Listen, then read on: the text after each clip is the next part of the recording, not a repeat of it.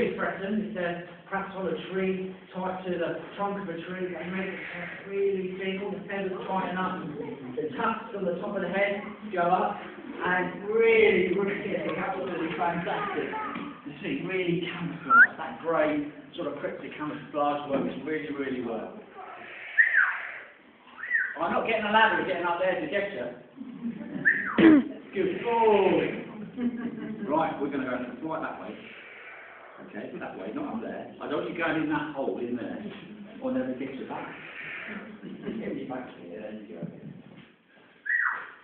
What is it that I'm doing? Keep looking that way.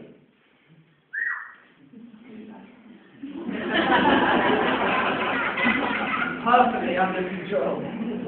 Right, let's get you back here. One last flight, because we've got to go outside.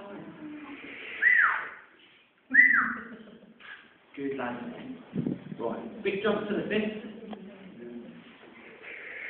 Jump, there you go. Big jump. Good ball.